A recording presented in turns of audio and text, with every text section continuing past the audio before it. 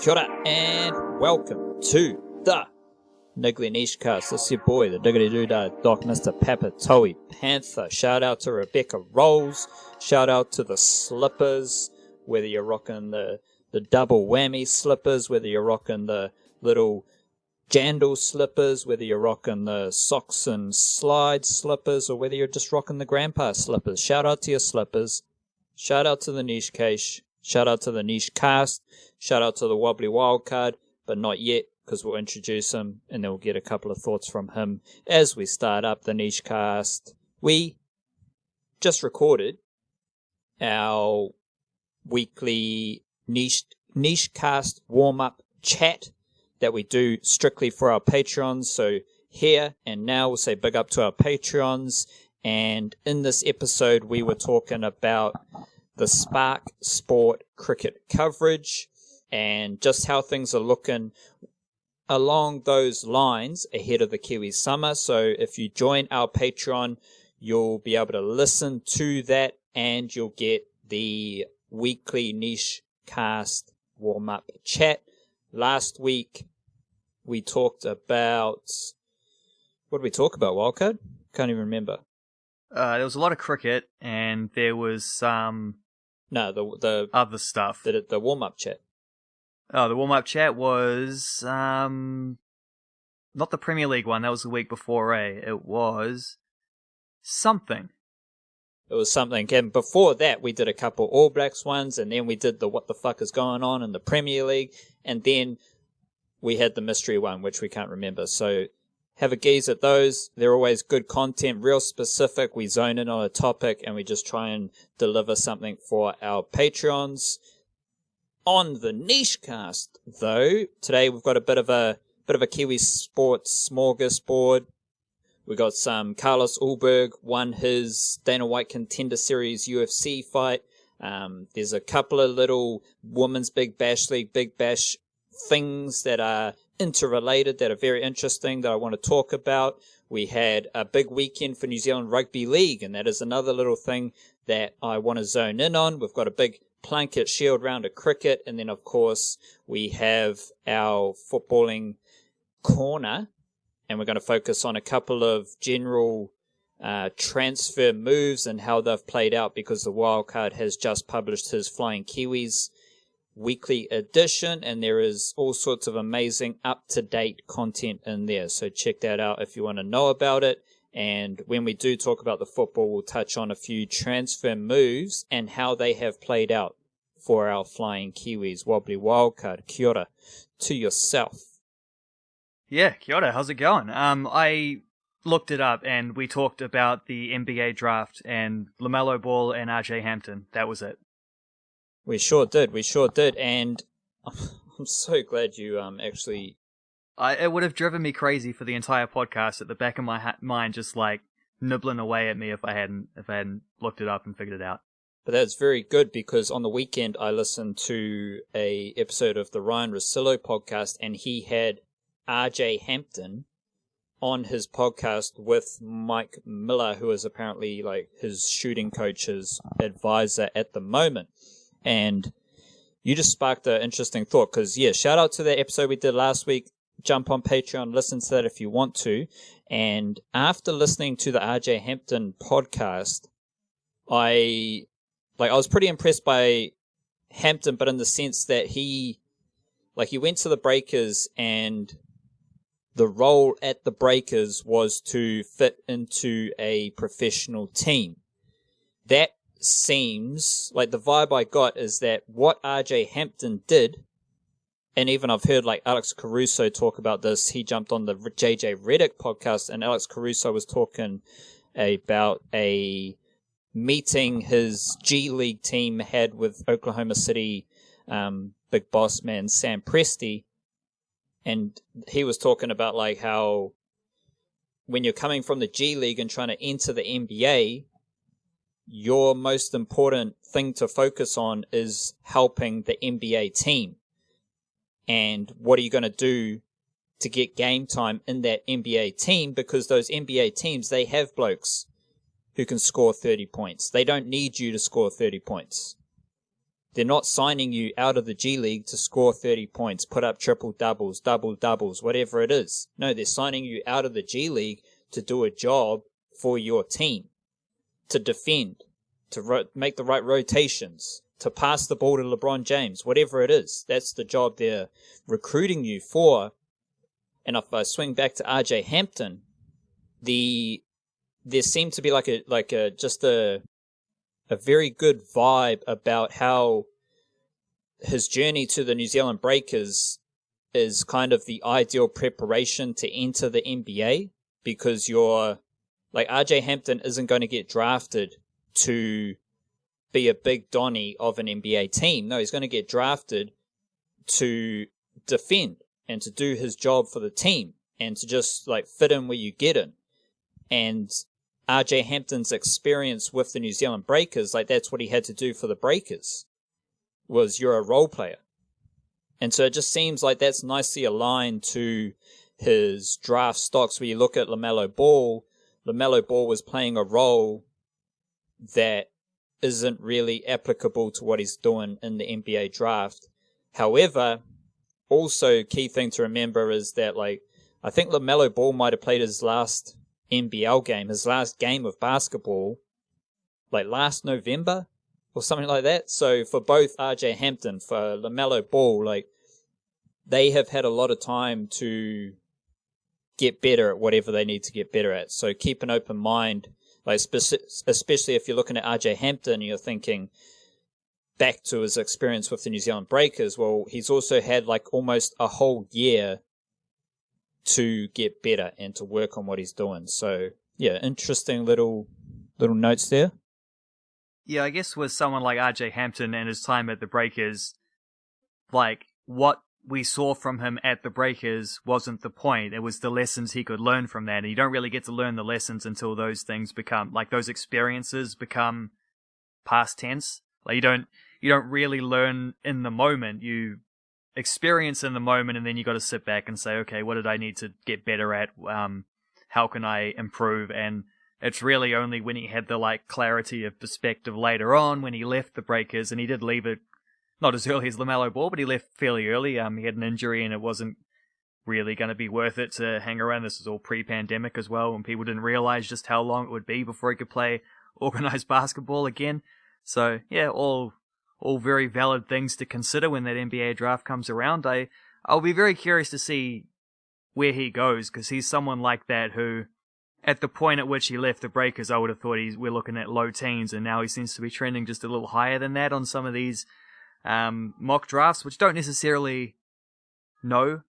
There's just a lot of factors that go into that, and teams' individuality is maybe the major part of that. A team is going to draft for need, for what they need, and that might mean picking someone who a scout just thinking, or even a writer thinking on just trying to rank these guys per talent doesn't always have the right level of insight into to be able to guess. So yeah, it's gonna be an interesting one for many reasons. It's gonna be a very different NBA draft than normal. It is indeed. I want to throw a couple things at you here, Wildcard, and probably not your area of expertise, but I'm keen to throw them at you just to catch, just to see your perspective and how you view them, and just stuff like that from a outside-in perspective. It's a bit of a platter here across different sports, and all Kiwi related, but also very, very complex and just interesting to chat about, especially in the wider context. So Carlos Ulberg, he's part of the wider context of city kickboxing, dominating the UFC. You've got the massive, the monumental fight between, I was building it up and then I said between. You got the massive monumental fight that is Junior Parker. And you also have some Adam Milne signing with the Big Bash League and Rosemary Mayer doing very well in the Women's Big Bash League, just how that fits into the Kiwi cricket landscape. So I'll start with Carlos Ulberg. He had a dominant win against some bloke in the Dana White Contender Series, and it was eerily similar to other city kickboxing performances because Carlos Ulberg got in there. He won via first round knockout with a flurry of punches, a couple like a left hook, right hook that finished his opponent. But as they're trading blows, it looked exactly the same to like Adesanya and Dan Hooker. Like they're the tallest city kickboxing fighters, just with the twists of the body, the little turns, the little fakes, the feints. Like that is quintessential city kickboxing fighting. That is what they do. They'll stand there and they're going to throw real big fakes as well as a little twist of the hips to fake something, or a little shimmy here, a shimmy there, just to fake something. And Carlos Ulberg is apparently the hardest kicker at city kickboxing, which when you think about it makes sense because he's taller than Adesanya a little bit. Carlos Ulberg is a light heavyweight, so he's taller than Adesanya a little bit. And just imagine the whip. And if you've perfected the technique as Ulberg has, it's brutal. But the beauty of these city kickboxing fighters is if you've got someone with a huge kick, for example, like Carlos Ulberg, and he might slam you with a kick early on, but all these fakes and feints scatter your brain. So you'll get hit with a kick and you'll be like, oh shit, that was a pretty good kick. But the next thing Ulberg does is he'll just do a twist of the hips to fake the kick and to scatter your brain a little bit more, and then boom, boom, boom, finish you off. So very exciting. Carlos Ulberg won. He earned a UFC contract from that fight, so he's the latest city kickboxing fighter. And yeah, it's just a beautiful thing, and it carries on 2020 for city kickboxing.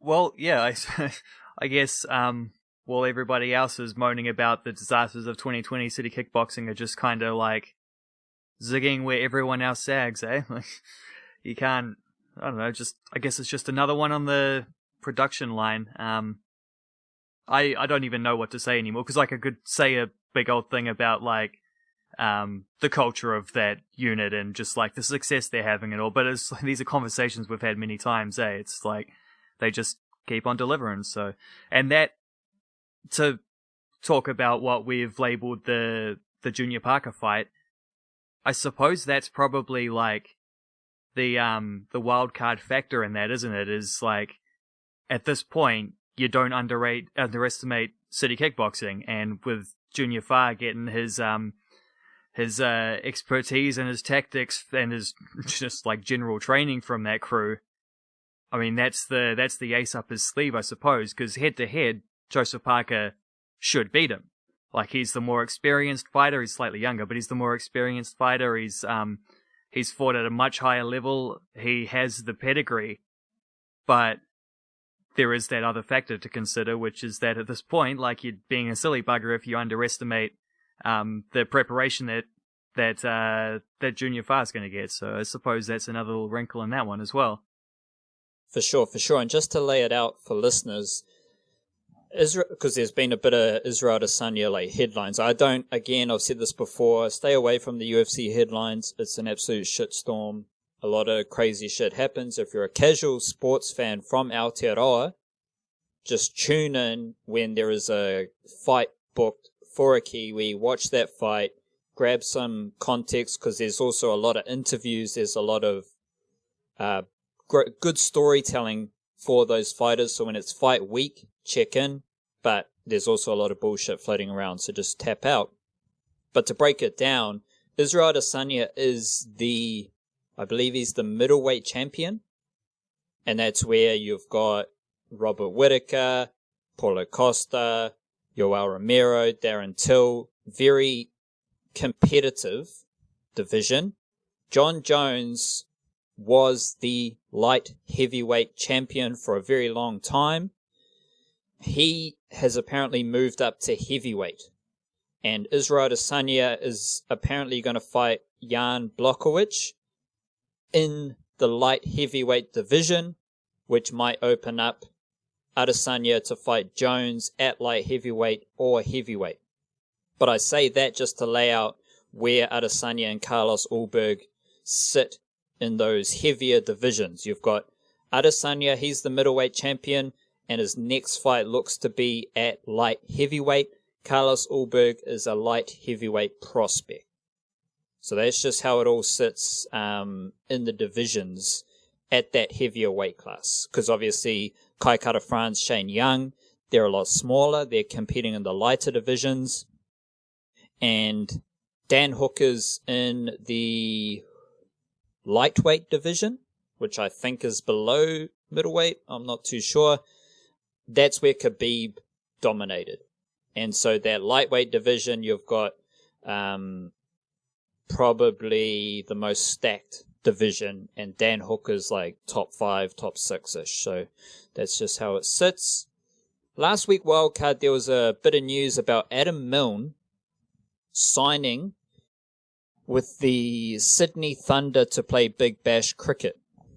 And this is something I've kept an eye on for a long time now, because for a long time, well, over the last like 10 years, the number of Kiwis who have been playing in the Big Bash League has decreased to the point where there's basically now none, except for Adam Milne.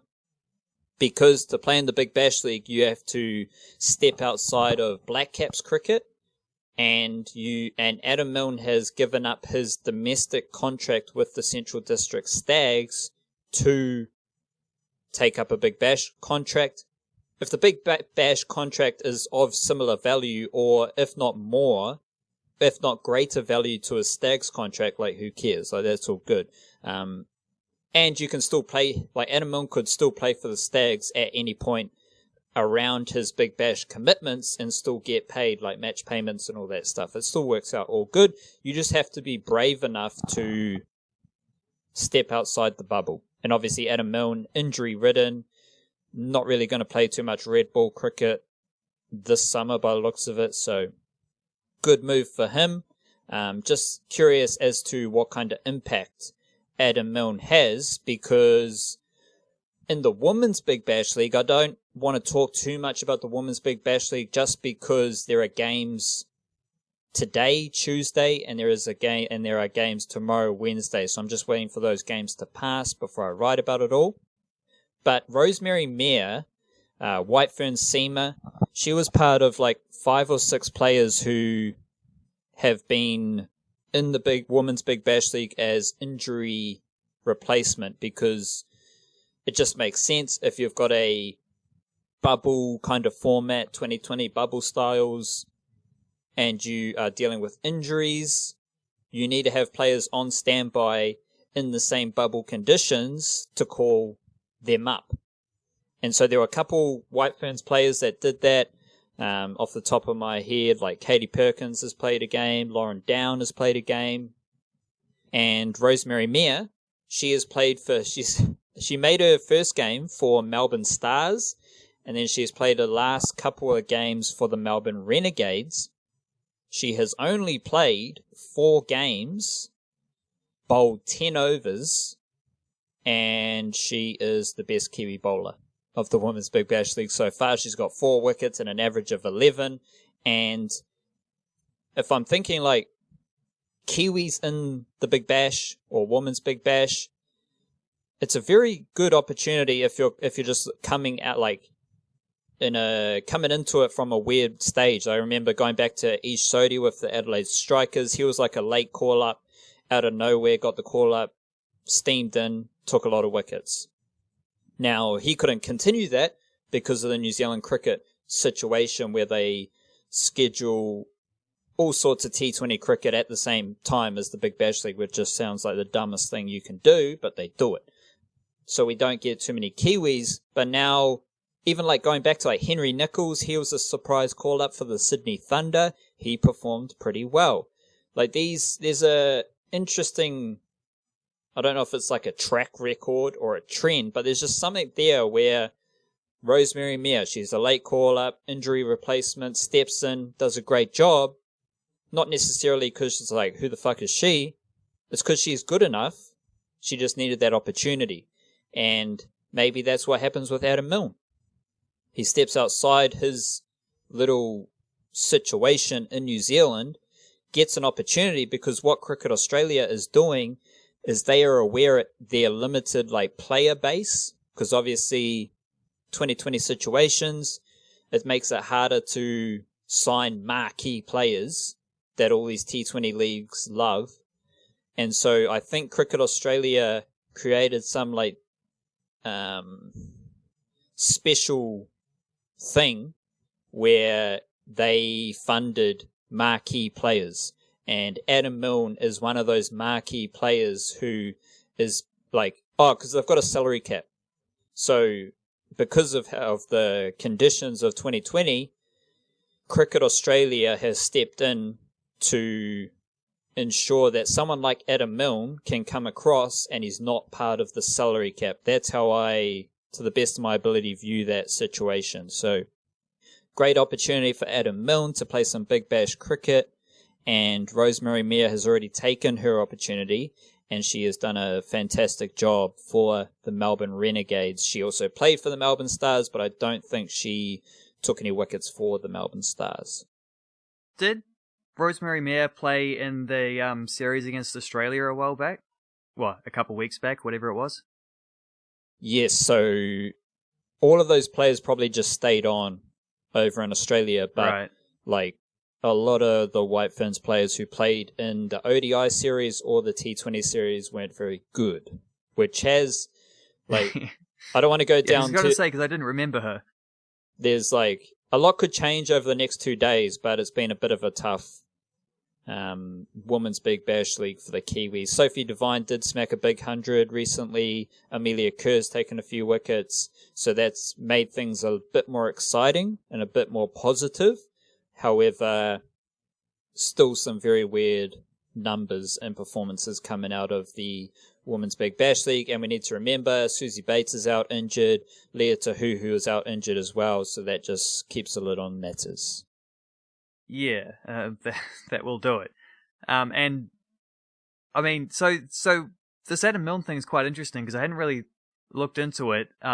Just going by what you're saying there, though, are we to expect that there might be other? I don't want to say mercenary because no dramas.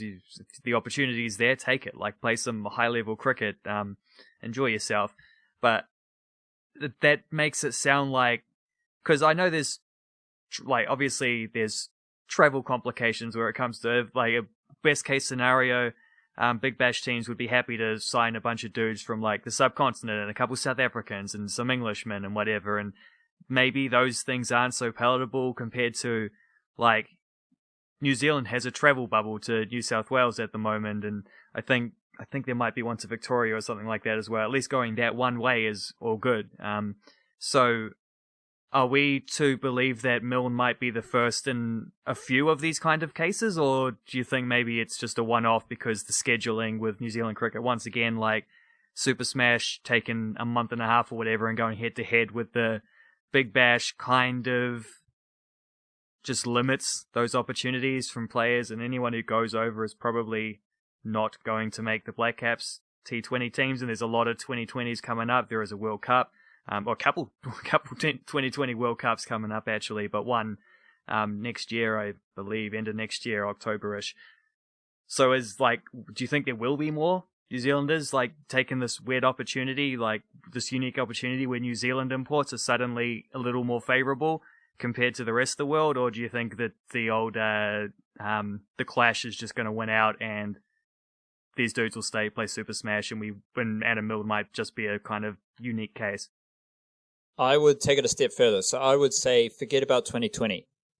Forget about some what you're alluding to is a low-key beneficial scenario for Kiwi cricketers in relation to the Big Bash League due to 2020. I would go further and I would say, the best way I could say this maybe is to everyone, yourself, Wildcard, and our beautiful listeners, if we put ourselves in the boots, in the spikes of a Kiwi cricketer, right, and we're not in the Test team. We're sort of in the ODI group, but we're not like a certified first 11 player. We are, however, in every single Black Caps T20 international squad. So you're this player, you're every Black Caps T20 squad, you're selected, and maybe 3 out of 5 games you're playing in the first 11. You also have a nice contract offered to you by the Big Bash League. So are you going to play Black Caps T20 international cricket, or are you going to play Big Bash League cricket?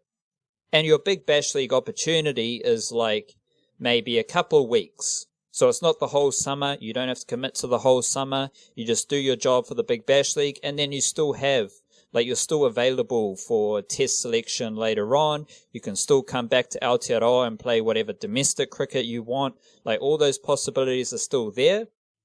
But in this period, the crux of this issue is, you, as this Kiwi cricketer, you have to decide, do you want to play Black Caps T20 international cricket, or do you want to play Big Bash League cricket? And it's completely up to the individual. It's like the same with like how I think of rugby league eligibility. However you feel as an individual is all good. We roll with that decision.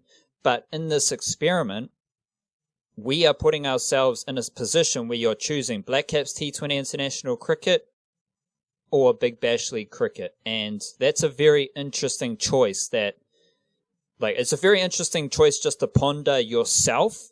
In this example, in this experiment, you're the Kiwi cricketer. What are you going to do?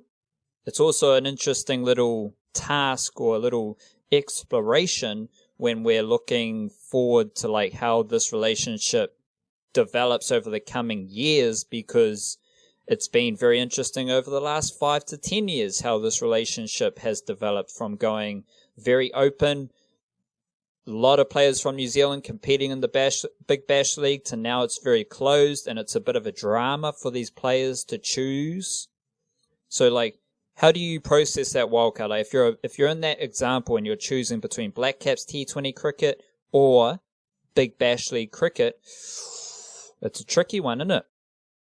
It is a tricky one, and it's, you know how when coaches get asked, like, how are you going to pick a team that includes all these players that you've got in your squad? And the coach will use the old cliche, well, it's a nice problem to have, you know? It almost falls into that kind of status, because this isn't an issue if there's only, like, 20 good cricketers of an international caliber in New Zealand, because they're all just going to be, between them all, they're going to fill out the 3 squads for the 3 formats, and that's fine. They're always going to keep playing, they're going to hang around with their Black Caps contracts and whatever. It's when you got guys who are of a high level at our domestic standard, but not making the Black Caps, where this becomes quite interesting. Because, like, or even guys who, like you said, who are making the Black Caps, but only playing a little bit. So, like, they've done enough to where it's like they've fulfilled that dream of representing their country, but they're also not going to necessarily, like, ever be Kane Williamson or Trent Bolt. So if you get that big opportunity to continue to play professional cricket elsewhere, it is quite enticing. And I think it's that layer, like it's, and it's a fine line to walk as well, because you don't quite want to end up where like South African cricket has been with like Kolpak deals and stuff like that, where the players below that top level all leave because they're not playing for South Africa, go take up permanent contracts in England, and then suddenly when your older guys retire from the South African team, you've got no one to replace them because all the good players, like the next tier, have disappeared. But it is an interest. I think also, like, I don't know, I just think it's something that maybe New Zealand cricket as an organisation won't encourage, but I think New Zealand cricket as a idea should. Like, I think we could do a lot worse than having some of those sort of second tier, borderline international players. If you're like 25, 26, go play Big Bash for a couple seasons, play some like county stuff if you can get there in the winters, and then come back to New Zealand when you're 28, 29, and there's a little bit like more, like some of the older guys in the Black Cats might have left, and like, you know, like Jeetan Patel did. I think that Jeetan Patel example is a very interesting one to follow, because I think if you just sort of take yourself out of the mix for 2 or 3 years, go over, play just heaps of cricket at a good level, improve yourself as a player, I think that could actually do like wonders for quite a few people. I think there's from some, like with the sort of situation you were listing before, 2 names sprung to mind immediately, which are Scott Kugelheim and George Worker. I don't know why them in particular, but they're two, and maybe Blair Tickner as well would be in a situation like that. Like, there's a few people who, if they just did who are of a level to, like, you obviously got to be good enough to play Big Bash. You can't just be like emerging on the scene straight away and expecting that kind of like those kind of phone calls are going to come your way or those kind of emails are going to hit you up. Like, you got to be of a certain standard, and having a little bit of international experience helps that. Like, it gives you that little edge, that little boost, that little bit of just like name recognition. But I don't know, that's kind of my main thought of it, is I don't think that would be a bad thing whatsoever for players, and Adam Milne isn't quite in this situation, I don't think, but there's a lot of others around the domestic scene who would be, who maybe they're not going to get Black Caps opportunities in the next 2 years, so maybe this isn't a terrible thing for them to do, you know? It's, in fact, the opposite of terrible. I think it would be very, very beneficial for a lot of people. And then if you're Spark Sport and you're paying for all these Black Caps rights, and then a couple of the Black Caps T20 players are playing for the Big Bash League, creates an interesting little situation there, Walker. Yeah, all Aussie cricket is covered under by Sky, isn't it? So there you go. Rightio. So it was a big weekend for Kiwi Rugby League, and it was kind of like just a good way to wrap up 2020 for Kiwi Rugby League. We had the Kiwi Ferns versus Whetu Samoa. You had Tonga versus Niue women's game. And then on the Sunday, you had New Zealand residents versus the New Zealand Māori residents, which the Māori residents won with like 3 tries in the last 10 minutes or something. It was pretty crazy.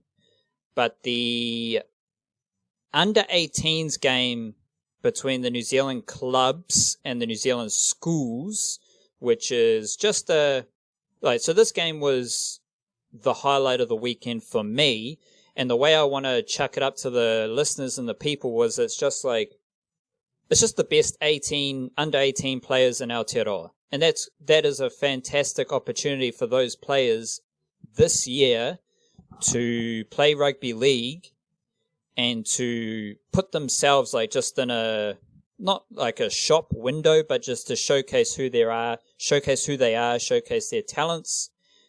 And a lot of them did play for the Warriors SG ball team, which was pretty cool.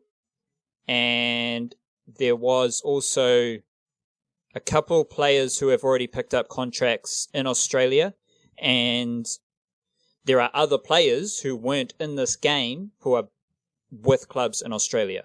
So that is an important thing. Like, this was players in New Zealand who are in New Zealand. So whether they're signed to the Warriors or another team in the NRL, they are currently in New Zealand, and they will leave New Zealand to go to Australia like for next season or whatever. Then you've got players who are with Australian clubs. So off the top of my head, there's a Twins with the Roosters, the Graham Telfer Twins, they're with the Roosters. They're always there with the Roosters. There's a guy, Isaac Matalavea Booth, who I think he's at Kibra Park. He's with the Gold Coast Titans. Various players like that. Samisi Sakai, he was playing prop for the Cronulla Sharks SG ball team earlier this year, and he was playing on the wing for Counties Manukau in the National Premiership. So there's a bunch of different players. And then in this under-18s game on the weekend, you had a young man by the name of Siti Brown Koresa, who was the fullback for the club's team, or maybe the school's team. I'm not too sure. I can't remember off the top of my head. He played SG ball for the Raiders earlier this year, and then came back to Aotearoa. So it's just a whole bunch of different situations that no one really needs to know. Like, it's just very complicated, but that just shows how complex the junior rugby league ranks are in Aotearoa, with players who are in Aotearoa right now who are signed to NRL clubs, and then you've got players who were signed to NRL clubs and they left Aotearoa. Like, it's all over the place, but that's all good because it just shows how deep the Kiwi NRL involvement is. I am going to drop a couple names and just players that are notable, that I view as notable names. Obviously, last week we talked a lot about evaluating talent, so it's hard to back that up and put my evaluating talent on the line, but these are just notable names for various reasons. Ali Leatawa was pretty impressive at fullback for one of the teams. He's played fullback for the Warriors SG Ball team this season. He played all 6 games at fullback for the Warriors SG Ball team. He's also at King's College. So I really like the look at him. Viliami Vailea, he didn't play in this game. However, he did play a bunch of games for the Warriors SG Ball team, and High School Top 100 had Viliami Vailea out at Aorere College as the number 8th ranked first 15 player in Aotearoa. So he played a couple games for the Warriors at centre. Josiah Karapani, he has played on the wing for the SG Ball Warriors team. He played 5 games. All of those games were on the wing for the Warriors SG Ball team. And then he played at fullback, in the halves, and was really impressive on the weekend as well. Sebastian Jack has played for the SG Ball Warriors as well. He played 5 games, and all of those games were in the halves alongside Sione Moala. And he had a couple really good highlights in an under-18 game the week before. He had like a try-saving tackle, then he orchestrated a chip and chase to win the game. So Sebastian Jack is a good one. And then a couple forwards for the Warriors, Tony Taffa and Zion Mai'uu, both out of Kelston Boys College, and they have both played for the they've both been in like New Zealand and Auckland Blues squads as well. So a lot of like cross-code action in these teams. Trey Lolosio out of Otara Scorpions. I wasn't sure like which club he's at. He's signed to the Warriors by the looks of it. So Trey Lolosio was absolutely brutal through the middle. And then we got Sam McIntyre, who was an edge forward for one of the teams. Sorry, I'm just blanking on like which team was which because it was a bit confusing, schools and clubs and all that. But Sam McIntyre is signed to the Newcastle Knights, and he looked amazing as an edge forward, just like mobile, tough, gritty. And he is out of Northcote Tigers, and he was in the club's team. So City Brown Koreso was in the club's team. Oh, I forgot about Dayon Amutuanai. He is from the Manawatu region, and he was very good at centre as well. So from a Warriors perspective, there's a lot of good junior talent, but there's also a lot of players in that game and a lot of players elsewhere who are not with the Warriors, and that is the most exciting thing. Like, just thinking about some of these players, like Sam McIntyre with the Knights, City Brown Koreso with the Raiders.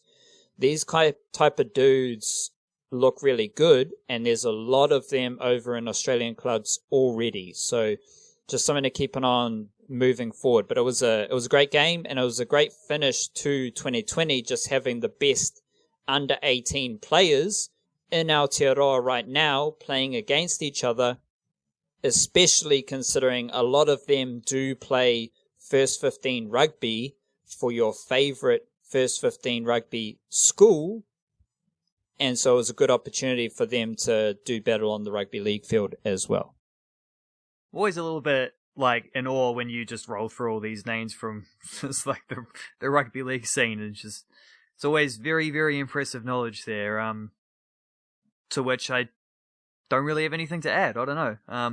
I do have one other offering to this platter concept though, which is that as we were recording, the Wellington Phoenix announced a new signing with 20-year-old Aussie striker Mirza Muradovic on a 1-year deal.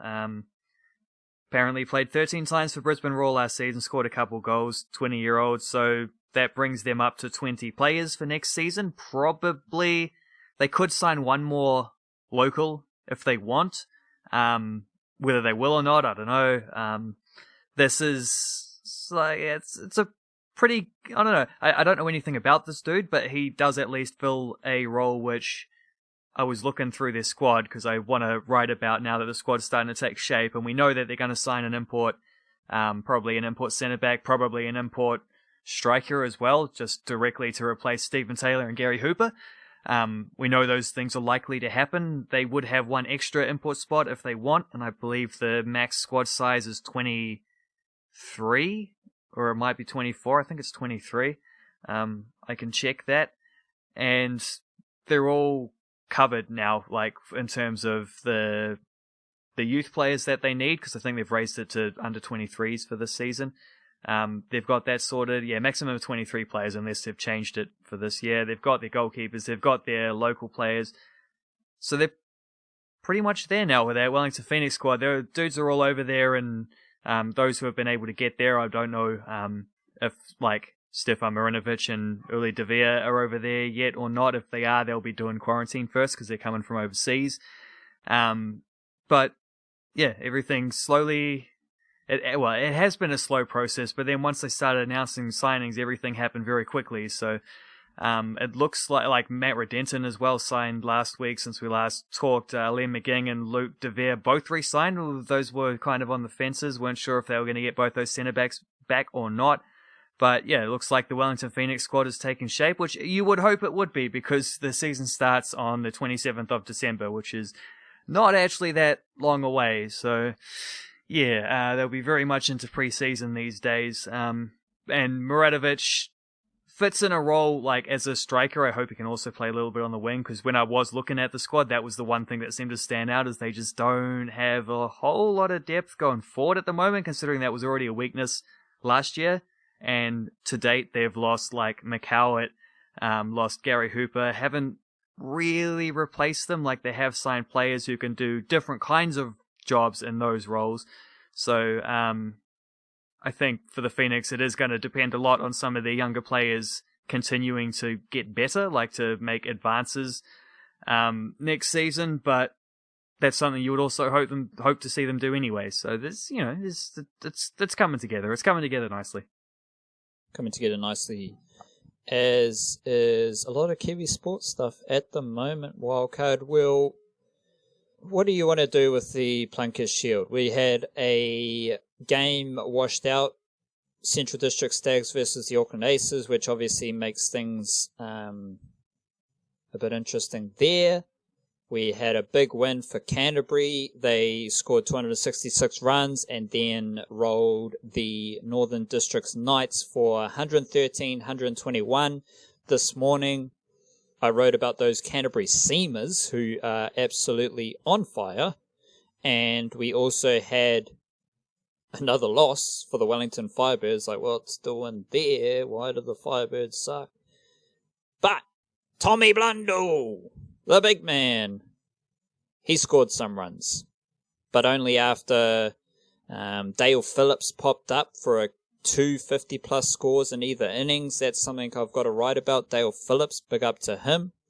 I actually wrote about him at the start of this round because he did score that 65 in the first innings, and that was part of like the Otago Volts trend of recruitment, because last summer they brought down Dean Foxcroft, who I believe is stuck in South Africa or something like that. They brought him down from the CD Stags. They brought Nick Kelly down from the Northern District's Knights. And last summer, they also brought down Dale Phillips from the Auckland Aces. He's the younger brother of Glenn Phillips and is very similar to how Glenn Phillips bats. Very aggressive, very funky. But the Otago Volts do a great job of recruiting players from around Aotearoa to bring them in and give them an opportunity to go with their local talent. I think there's the CD Stags seamer Jared Mackay also moved down to the Otago Volts. So how you view that is up to you. I just find it like funky recruitment. The Otago Volts have a lot of like younger-ish local players, and they are bolstering their squad with really smart, efficient, effective recruitment moves. Dale Phillips is one of them. Hamish Rutherford also scored some runs. Then we had Jacob Duffy taking a forfeit, and then Dale Phillips and Hamish Rutherford scored runs in both innings. So shout out to them. Then we have the big old Tom Blundell Hundy and his dismissal where he was just probably like, fuck it. I'll handle the ball, stop it from touching the stumps, and I'll cop that obstructing the field. Obviously, Tom Blundell, he wasn't the wicket-keeper in this game either. The wicket-keeping gloves went to Lockie Johns, I think it is. And Tommy Blundell was just opening batsman, no wicket-keeping, Hundy, which is good for him. Where do you want to start there, Wildcard? Do you want to start with the Canterbury Seamers? Do you want to start with Tom Blundell? I think we've got to start with Tom Blundell because we've got to do him justice. Like we've talked a lot about Tom Blundell and his lack of runs. Now we probably need to talk about Blundell and his runs, as well as like what the fuck's doing with Wellington. Yeah, I can't say anything about Wellington because I don't know what's going on there. Struggling mightily, and I don't have an explanation for why that is, but Tom Blundell, yeah, man, like, hey, I guess the wicketkeeper gloves were just weighing him down or something, because for the first 4 innings of the season, he wasn't just bad, he was terrible. Like, I whipped up the stats from the different openers through the first 2 rounds. I'll see if I can find that sheet and update it after the 3rd round, but, like, Blundell wasn't just bad, he was arguably the worst opener for any team. And maybe that was because they played twice against Canterbury, because I guess we will talk about those Canterbury Seamers and just how excellently they've been bowling, and he had to deal with that against the new ball every time. So maybe didn't help matters, but they take the gloves off him and he scores 30 odd in the first, 31 off 59 in the first innings, and then 101 off 147, so a strike rate of only a shade under 70 in the second innings, and that was a big 100. Like, no one else in that team scored more than 17. Finn Allen was the next top scorer, tied with extras. When extras is your second tied top scorer, you know you're in trouble.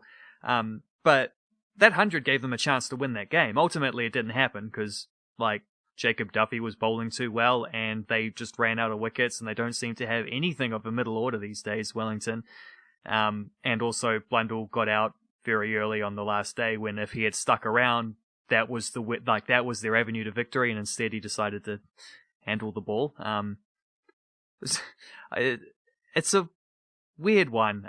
It used to be, apparently they changed that rule as well. I only just learned that, I guess because it's something that happens so rarely. They just sort of merged the old out-handled ball rule in with the obstructing field rule, so it's all just counted as obstructing the field now. Coincidentally, I saw a tweet from Francis Payne, who's always amazing at these things. The last player to be out for obstructing the field in a domestic game in New Zealand was Will Williams, who is the shining light at the moment of that Canterbury Seam crew. So can't stay out of the headlines one way or the other. Yeah, I suppose we just got to say Tom Blundell well batted. Like, it was a bit of a counter-attacking effort. He scored very quickly. Maybe that's the secret, is he needs to be a bit more aggressive and stop trying to bat like an opener and start trying to bat just like Tom Blundell, but opening. And, like, however you go. This was the first, like, runs have not been easy for anyone, like, for obvious reasons, to start this Plunket Shield season. The weather has not been kind, the pitches have not been kind, and a couple of bowlers are just out of their minds at the moment.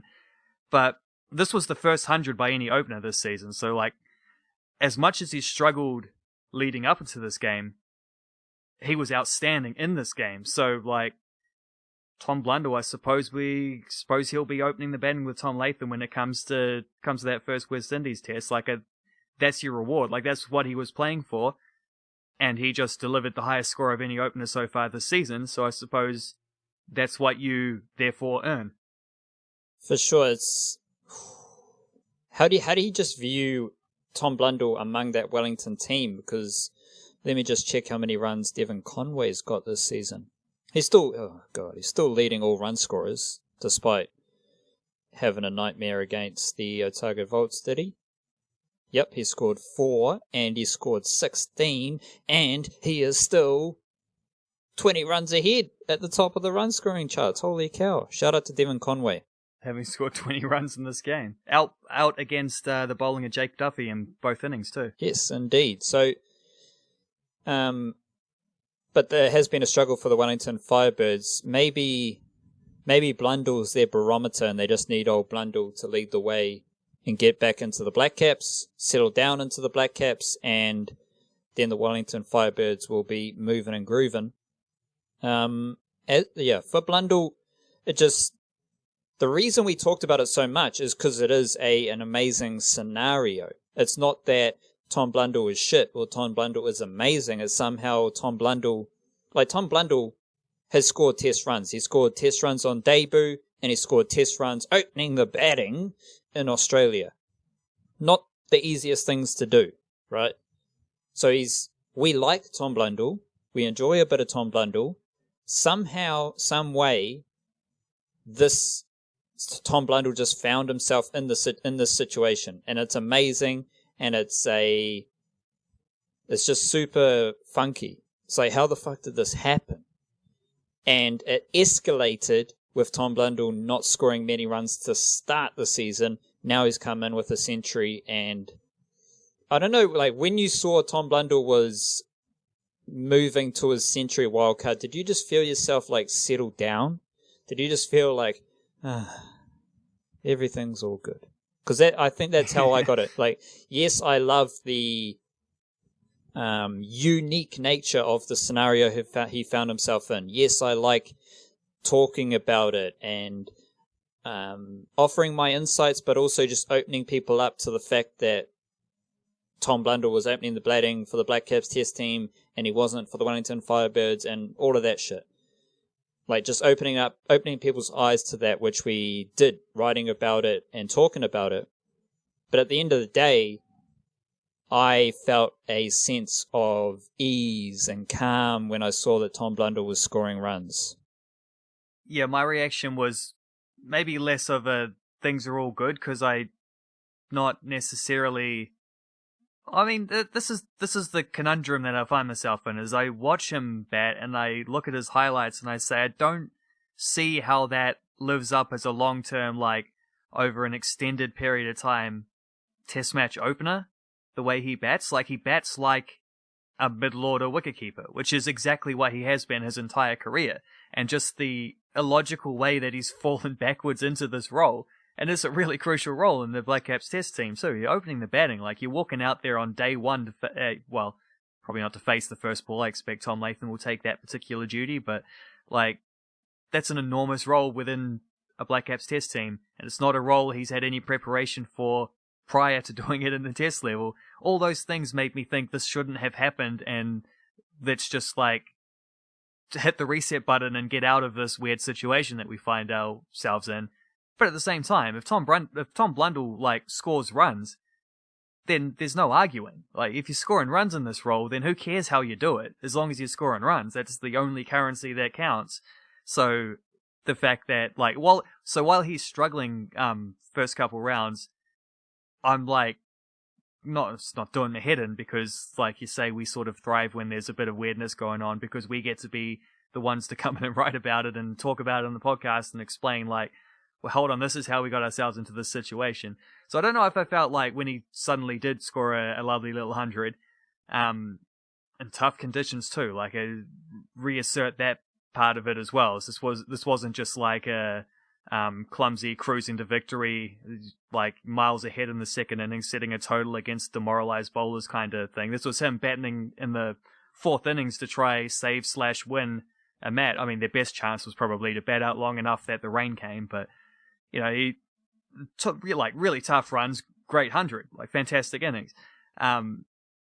When that happens, I don't know that I so much felt like things are all good so much as I thought, well, okay, like this is probably more of the thing is, okay, right, this is the situation we find ourselves in. There is a lot more clarity now that he's scored some runs in this role, because now we don't have to worry about what the hell goes on, because the reason he's pushed into this role is because they didn't have anyone else to open the batting, even though we knew that Jeet Raval was struggling for ages, which is the craziest part of all of this, is that there were already calls to drop an opener, and they didn't seem to have a clue of who would actually come in if they had to drop an opener. But the fact that, and that hasn't really changed, because what you get in these kind of situations is when there's no clear pathway, you get a whole bunch of people all putting their hands up to try compete, Blundell being one of them. And there have been some impressive efforts from other openers in the Plunket Shield this season.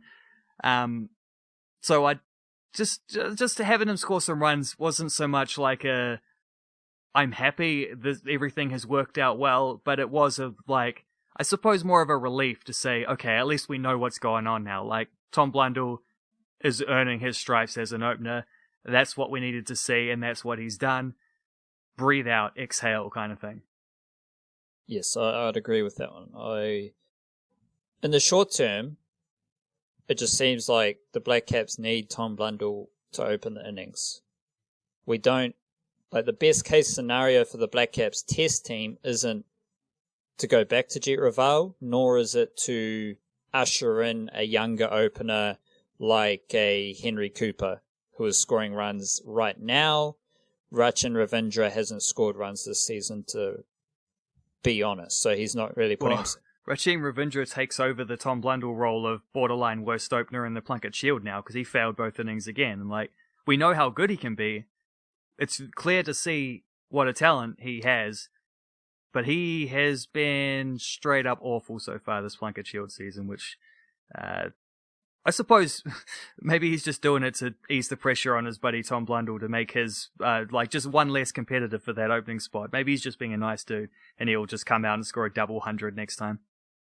He's averaging 9.6, so yeah, big up to him. It's not good. But my point is that it's we're in a stage where it's right where we are right now.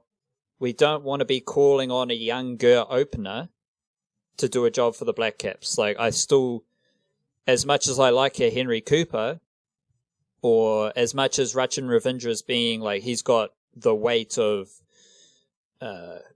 influential backing, as much as those two have their little things, probably another year or two away from really putting themselves in the mix. So, the best thing for the Black Caps test team is Tom Blundell opening the batting. Now, it's debatable whether you view Tom Blundell as the best opening batsman, not named Tom Latham, in red ball cricket. That's where things get a bit weird. But just for... Because I don't... Here's a question for you, Wildcard. Here is a question. I am pondering I'm saying situation and scenario a lot, so I'd try and use less of those words for the remainder of this podcast. I am pondering how the Black Caps test team looks, because a bunch of Black Caps with the Northern Districts Knights didn't play, and we also have Kane Williamson and Trent Boult in the IPL. Now, those aren't my reasons. They are just things that are happening because, the Northern Districts Knights Black Caps, the likes Colin de Grandhomme, Neil Wagner, and Tim Southey all didn't play against Canterbury. They were said to have injuries, but they might not have injuries. They might just be we played a couple games to get our bodies tuned up to play cricket. Now we're going to take some time off just to best prepare ourselves for the Black Caps test cricket. That's understandable. Or just for the Black Caps upcoming cricket, if you're like a Tim Southey, Colin de Grandhomme, play T20 cricket, whatever. Like, it just seems like a logical thing to do for players in their position, just to not play 1 or 2 Plunket Shield games. Like, you got bigger fish to fry. As much as we love the Plunket Shield cricket, I understand it's all good. In the IPL, in theory, Kane Williamson, Trent Bolt, to a lesser degree Mitchell Santner, Jimmy Neesham, Lockie Ferguson, in theory, they just come back from the IPL and everything is aligned so that they can just come back into the Black Caps setup. Again, I don't know the Black Caps schedule off the top of my head, so I'm kind of just like free balling that one. So those things are happening, and I'm just pondering, because I come back to Tom Blundell and I'm thinking, okay, like if there's just this vibe of a bit of a kerfuffle. And to me, it's like it's been building, because we've had a couple super duper settled summers with the Black Caps where the test team is exactly the same across 4 tests, 2 at the start of the summer, 2 at the end of the summer, and the same 11 test players play all 4 games. Like, we had that situation along with like fairly settled and steady ODI T20 teams for the last maybe 5 years, maybe 3 years. And then last summer was a bit of a change, because the tour to Australia was a bit of a nightmare. Injuries, different players came into the test team. There were different combinations and all that stuff. It was a diversion from how matters with previous summers had gone. So part of me is like, okay, like I sense that this coming summer probably be a lot more similar to last summer than it was compared to the previous 2 or 3 summers. Then you factor in all the funk around the IPL crew and just how they're going to transition. I start to ponder, like, what's doing with Tim Southey, Neil Wagner, Colin de Grandhomme? Do they actually have injuries? Are they just taking time off? What's doing? Who knows? So there's like this, I have a sense that Black Caps cricket could be very much a kerfuffle as far as team selection goes. Not a kerfuffle as in, why the fuck is this guy selected? Well, it makes no sense. But a kerfuffle as in holy shit, let me just slow down because I'm kind of processing all of this in my head as we speak. It will be a kerfuffle in the sense of, well, we came from a very tidy room with Black Caps selections, especially in Test cricket. Last summer, couple socks on the floor. Just T-shirts thrown over there. This summer feels a bit more kerfuffle-y. And if that's the case, you want Tom Latham and Tom Blundell opening the batting every game.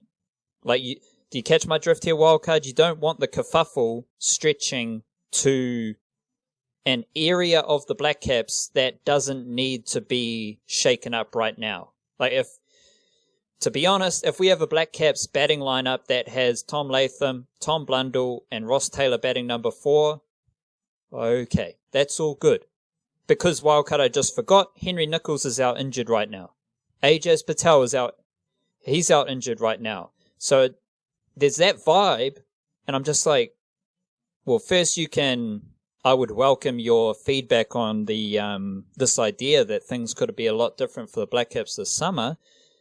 But to get back to Tom Blundell specifically, the Black Caps need Tom Blundell scoring runs because they need a settled opening partnership in the context of what could be a very mix and match kind of kerfuffle group.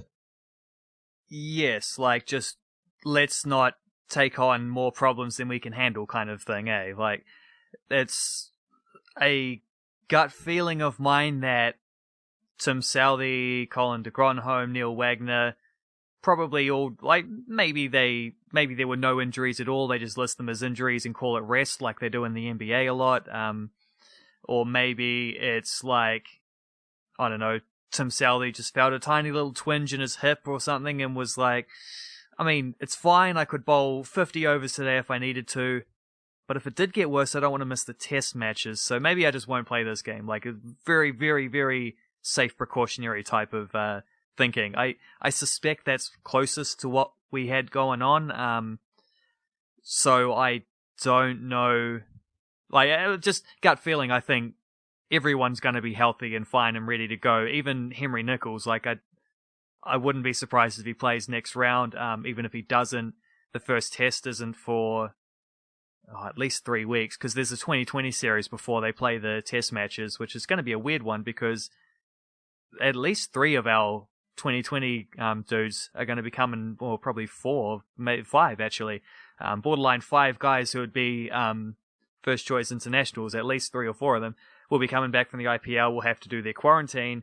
At the same time as a lot of West Indian dudes for their 2020 team also will be coming back from IPL and having to do some quarantine. Like, their West Indies team is already here and getting ready, but that's not the entirety of their squad, and there's also 2 squads because they're playing Tests and they're playing T20, so not every player's in both squads, right? So there's that little complication, and you'd add in little injuries and whatever. It does get... For Matt Henry is another one as well. Matt Henry's got a broken thumb and should be back just in time for the first test matches. I don't know that he would actually play test match. Like, I think Kyle Jamison's very, very clearly exceeded him at this point. But there are a lot of... It's not that there's a lot of problems with the potential Black Caps team there. It's just that there's a lot of things that not that there's a lot of things that have gone wrong, but there's a lot of things that could go wrong. Like, there's a lot of moving parts where, say, Kane Williamson comes back and he fails a coronavirus test in quarantine, and he's got to stay longer or something like that, you know? Suddenly he's missing the 2020 series, or say, like, I think Williamson actually had a little bit of an injury while he was in the IPL as well, eh? So it's just a lot of things were like factors that it's sort of... It's not that there's anything that's gone wrong or even things that you would expect to go wrong, but these are the kind of things you do have to keep in mind. And so, like, moving parts, staying fluid, being aware, those kind of things, whatever. Plenty more cliches where that came from. Yeah, it is. But what I will say is that I think from having a lot of the kerfuffles last season, I do think they have a lot more of a clue as to, like, what would go on. Like, we know if Williamson's out, Devon Conway probably comes in. If Williamson and Henry Nicholls were to miss a test match, well, Will Young comes in as the extra one. Colin de Gronholm is a straight replacement by Daryl Mitchell, because that's what happened when de Gronholm missed a test against England last year. There's, Glenn Phillips is hanging around as well if they need another batsman. There's like, I think they've got a better clue as to which backup options are there. They're getting closer to a point where it's like for like, where if one player's missing, another one comes in.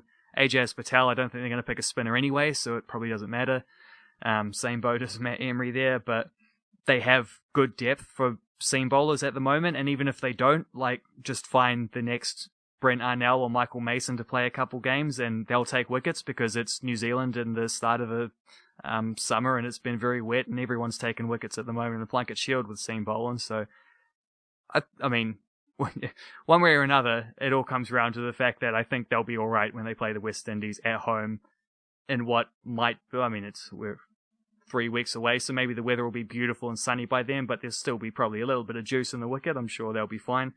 But yeah, the opening batsman seems to be the one thing where they don't have a backup plan necessarily, and therefore let's not overcomplicate things anymore when we already know that there are a lot of complications that aren't necessarily going to happen, but potentially could happen, and you need to be aware of those things. What do you see in the Canterbury bowlers that is interesting to you, given the fact that they're dominating? Like, I'll run through some stats just to set it up. Will Williams, 18 wickets at an average of 9.9. Fraser Sheet, 15 wickets at an average of 9.9. Daryl Mitchell, 12 wickets at an average of 13.25. Ed Nuttall, 8 wickets at an average of 25. Fraser Sheet came into the first 11 when Matt Henry got injured, Ed Nuttall didn't play the last game, and Fraser Sheet and Will Williams are both averaging under 10. The only bowlers who are averaging under 10 who have taken lots of wickets are Sean Solier, Kyle Jamieson, Will Williams, and Fraser Sheet. So Canterbury have two of the four bowlers averaging under 10. What do you like when you're seeing Will Williams bowl, when you're seeing Fraser Sheet bowl, even Daryl Mitchell, who's been pretty damn impressive this summer? I ran through some of his career statistics, and this is by far and away his best season with the ball. I think it's the first season since he debuted where, if I remember correctly, in which he is averaging less than 30 and he's averaging 13. So that's Daryl Mitchell's hit a completely different level since joining Canterbury. Like, how do you see? What are you seeing with what they're doing? Are there any things that catch your attention? Is there just like more questions than answers? Because that's what I see with Will Williams and Fraser Sheet. I'm like, these dudes, it's the same stuff I talked about last week. Like, they don't appear to be bowling overly fast, but they're accurate. They move the ball. Maybe they're benefiting from the conditions at the moment. I don't know. Like, what are your thoughts on those Canterbury seamers? What are your insights? What do you see with what they're doing? What impresses you? Etc. Well, what we don't see is like Kyle Jamieson levels of swinging the ball around corners and just nipping it off the seam and getting bound. Just like really obvious, skillful aspects of how to get batsmen out. I don't know that you see a lot of that from these dudes, but that can be like the secret in and of itself, I suppose, is if you're just like, if you're that relentlessly accurate. And I don't know that like Williams or Sheet are particularly fast, but they're probably like above average, or at least not below average for pace, just on this Plunket Shield kind of scene. There's not a lot of bowlers who are out there hurling at 140 plus, I don't think. Certainly not at this time of the year. And like that level of accuracy and just doing just enough with the ball kind of thing will get you wickets. And I suppose the secret probably for Canterbury is there's no release, because as you went through all those numbers, like everyone's all their seam bowlers are taking wickets. It's the big three at the moment of Williams, Sheet, and Mitchell, but it's not like Ed Nuttall's been bowling badly or anything. It's not like Matt Henry wasn't taking wickets when he played that first game as well. Like, they're just, as a unit, bowling extremely well together and given opposition teams like no way out, and eventually that pressure works and everyone's just like bathing in wickets at the moment because of it. I will say that, because I think they've played 2 games at home in the Canterbury region, and their other game was at the Basin against Wellington. Probably the 2 best places like to be bowling seam bowling at this time. Like, at the moment, those are the ideal places you want to be bowling in that kind of way, just nipping the ball around a little bit at a decent 130-ish clip. Like, that helps. The conditions have definitely benefited, but I mean, Canterbury keep winning as well. Like, the teams they're playing aren't getting the same benefits as they are, so clearly they're doing something better than the competition. I mean, Canterbury have won all 3 games, haven't they? And like, that has been the secret, because they've got decent little runs. Like our boy Leo Carter's not hit copious amounts of sixes, but he's hit a couple, and he's scored a couple nice little 50s. Daryl Mitchell has 100, doesn't he? Cam Fletcher. Tom Latham scored some runs early on. Like, they're getting timely runs, but it's the Canterbury Seamers that are winning the show for them. Like, they're the ones that are out there winning these games, and I suppose yeah, I don't know exactly what it is. Like, I can't analyze it any deeper to say what's going on, but it does seem to me like the secret sauce is probably just like combinations, like just how well they're bowling as a group, and it's probably something that we underestimate when we look at cricket stats. Is the role, like, we can look at the individual, this guy scored this many runs, this guy took this many wickets, divorced of everything else, but sometimes the context of that is like how well, like just think how many wickets Dan Vettori must have gotten for like dude who had a test average of probably about 34, like nothing special whatsoever. But how many wickets would he have gotten for bowlers at the other end just because no one could score runs off him, that kind of thing. Like at the moment, Canterbury are just chipping away from both ends.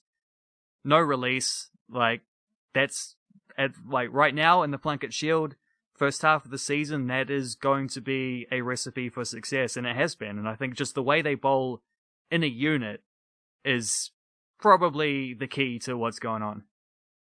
There's a notable lack of spin bowling, which isn't really that interesting. Like it's just how it is or surprising, no. In November, where there's green wickets everywhere. Are you more interested in? I don't have the table right here. Let me just have a gaze. Are you more like trying to say? Are you more interested in what's doing with Wellington or what might be doing with the Knights? If I can just confirm, they've lost 2 games, won 1 game, so it's not terrible, but it's also, but they're I'm not worried about the Knights at all. So we have Wellington. There's 2 different Knights teams anyway, isn't there? There's the Knights when they have all their black caps, and there's the Knights when they don't have all their black caps, and we've seen both those versions so far this season. Exactly, which could be interesting. Might not be. Who knows? Any other Plunket Shield matters that you want to touch on? We had no play, Central Stags versus the Auckland Aces, nothing doing there, so we're only up to 2 games. Dale Phillips, any Otago matters that you want to discuss, Wildcard? Not so much discuss. Hamish Rutherford? Yeah, Hamish Rutherford getting some runs. I would say not so much discuss with the Otago Volts, but I will say that I'm not putting out expectations here or anything, but I will be disappointed if do I say the next 12 months, or let's say by the end of the summer, by the end of this by the end of this Black Cap summer of cricket, if Jacob Duffy hasn't played at least one 2020, I'll be maybe not disappointed, but just a little bit sad. I mean, I failed to see what more that dude could do other than be like okay. This is going off in a little, not a tangent, but it's a little bit of a stretch for the metaphor. But like, you watch Crystal Palace play in the English Premier League, right? And they are a team of mostly battlers. And Otago, I don't think it'd be unfair to call anyone battlers at the Plunket Shield level, because it is a battlers kind of arena. But they don't have the level of talent that other clubs have. They don't seem to produce quite as many as other franchises, I should say. And they're very good at recruiting in order to make up for that. Crystal Palace are the kind of team who never seem to get relegated, but they never also seem to look particularly good. But they have one dude in Wilfred Zaha who's just like a step above everyone else and should really be playing for a better team, but he got a chance with Manchester United, didn't get to play much, and then got sold, and it's sort of like, oh, well, that was him. Now he's back at a Crystal Palace level, and like every week he's the best player on the field for them. Constantly winning penalties, constantly getting fouled and chopped down, but like leading the way a step above everyone else, raising the level of his teammate. Seems like Jacob Duffy has a similar kind of role like that with the way the Otago Volts bowling lineup goes. Like, he's not necessarily getting the most wickets every single game, but he's always given you the platform from which everyone else can then do their job. And he did actually get the most wicket. He got 4 for in both innings in this game. But I would be, a little bit sad if that isn't at some point rewarded, because he does this every year with like higher honors. So I just think that would be the kind of thing you should be rewarding as Black Cap selectors. I'm just thinking for a 2020 here or there or something like that. It's not like they haven't had a rotation of Plunket Shield-esque bowlers in that team. Pretty easy to find room for him, especially if you want to rotate a little bit with a future World Cup or two in mind. It'd just be a little bit sad if that doesn't happen, you know? Jacob Duffy he's currently, it's hard with the rankings because a bunch of dudes have played different amounts of games, but he has taken 17 wickets at an average of 16. So unfortunately, wildcard, Jacob Duffy is the only player in the top 4 wicket takers, which is at least 15 wickets. So 4 bowlers have taken 15 wickets or more, and Jacob Duffy is the only one averaging over 10. So, which is still, like, he's still averaging 16. That's not bad. Oh, I don't know. You got to be averaging under 10 these days, wildcard, to make an impact. Otago lost their first 2 games as well, so he's doing this for a team that had been struggling until winning very nicely most recently. Well, you'd be happy to know, wildcard, that last summer, Jacob Duffy averaged 22. This summer, he's averaging 16. So after... This is what I'm saying. Like, earlier in his career, so he debuted 2011. It seems just, like, strictly off the top of my head that between 2011 and 2013, a lot of these dudes came in, because I'm thinking, like, I was writing about Daryl Mitchell and I was checking his career numbers. He made his debut, like, 2011 and 12. Like, that seems the purple patch for a lot of these dudes. And I think, like, Ed Nuttall and Kyle Jamieson made their debuts around that time as well. Just a weird little note. But as Duffy, like, started his... So he's got a great one-day record, a great list day record. He's average of 23 in list A cricket, average of 24 in T20 cricket. First class cricket, he averages 32. Now, that is because in his first 7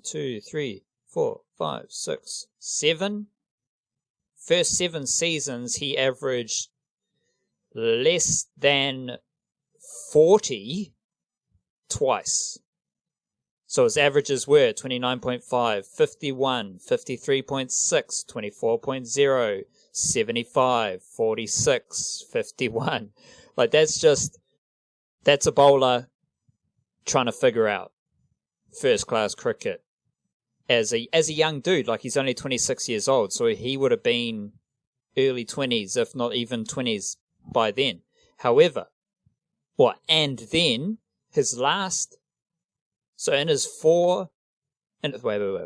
his first 7 seasons, he averaged over 40 in 5 of those seasons with the ball. In his last 4 seasons, he has averaged under 25 in 3 of those seasons. So on the one hand, you've got a tough start to the career in first-class cricket, because his record in one-day cricket and T20 cricket is really, really good career-wise. But first-class cricket, tough patch to just settle into his groove. But now those numbers are swinging around closer to alignment with his white ball bowling. And so that is a perfect recipe for someone to make their international debut. It's not quite like... So if I think, like, why did Kyle Jamieson debut before Jacob Duffy? It's because Kyle Jamieson had an impact and was consistently pretty good across his whole career, barring injuries. For, like, everyone has a different journey, right? Everyone has a different path to wherever they're trying to get to. So it's not necessarily like who's better. It's just how your path unravels in front of you and why that happens. Like, in a general life context, the longer and windier your road is, the more rewarding it's probably going to be, because you learn a lot more. You've got more time and more space to learn and grow, as opposed to, like, immediately reaching your objective and then you're like, oh, I don't know who I am. Like, what the fuck? Oh my God. And that's when shit kind of hits the fan. So in this case, Jacob Duffy's gone on his little journey, and he's gone on his, just however his career has unfolded. And now it seems that he's turning a corner, and there's a clear difference in those first 5, 6, 7 years of his career compared to someone like Kyle Jamieson. And that's why Kyle Jamieson is in the position he's in, and Jacob Duffy's in his position. But if we're thinking about Jacob Duffy moving forward, there's a clear trend that has emerged in his last 4 seasons, apart from 2018, 2019, he had a rough go. that season, but he's a I just don't want to say he's a far better operator now, because I remember being impressed by him earlier in his career, the same way I was impressed by Jamison. But it just now seems to be really clicking for Duffy, and he's got back-to-back seasons of being one of the best Plunket Shield bowlers. Not only that, he's, one of the... Because a lot of the time it's Hamish Bennett dominating all wicket takers. It's a veteran who isn't really going to be trying to crack Black Caps Test cricket. They're just dominating kind of past their prime, international prime. But Jacob Duffy's he's been top of the wicket-taking charts for a couple seasons now, back-to-back seasons of really good bowling. So if there was a time, wildcard now seems like the natural time, because you couldn't say Jacob Duffy should have been selected in 2016 when he was up to his neck in those 7 seasons averaging over 40. 5 seasons averaging over 40 in his first 7 seasons. Now things have changed a bit, and it would be a massive reward for him. Like, he's toiled for so long, and it's just been an absolute mission and one of those long, winding roads. But now there are some heavy stats that back up maybe the eye test, and now those stats are really making an impact. And that should at least get him into a New Zealand A team, of which there is plenty of cricket at A level coming up over the summer as well. Like, there are opportunities to see who, like, the next, 11 to 15, depending on how much they rotate and what players are needed for Black Caps duties. Like, just that next group of dudes directly below the immediately, like, contracted Black Caps lads, there will be opportunities to see how that like thinking is going. So, I'd be sad if he doesn't play some international cricket. I'll be shocked if he doesn't play any of that A stuff. And am I right? Didn't he go to England for a little bit as well? Does he apply to that thing we were talking about earlier about players skipping out for a little bit and coming back better players for their overseas experience type of thing? No. He didn't. I must be thinking of someone else. I don't think so. Matt Quinn, like, they're very similar bowlers. Oh, maybe Matt that's Quinn who I was plays thinking for of, Essex, yeah. The forgotten man of Kiwi cricket, because Matt Quinn has played in the Super Smash for the last few seasons, and at any stage, well, not any stage, but at some stage, assuming it's part of because I think Matt Quinn has a British passport, so he can play county cricket as a local, and that's beneficial to him and the counties. But I think he might have to, like, stay in England for X amount of years or whatever it is. But at some stage, Matt Quinn could come back to Aotearoa and play consistently in the domestic circuit and be a factor, because he's a factor for Essex. Like, he's doing some decent things with Essex. I'll just pull up his little Crick info profile just to drop a little bit of heat on Matt Quinn.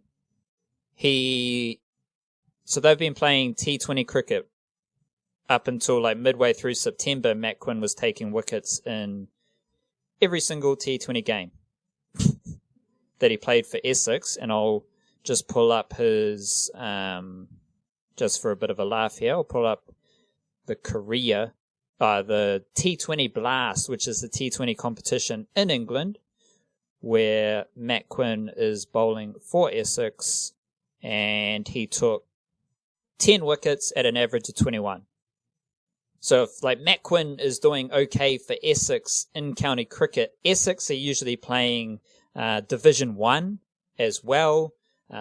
Plenty of amazing cricketers play for Essex, and Matt Quinn's a factor there, so you'd assume he may be a factor in Aotearoa as well. So definitely don't sleep on that.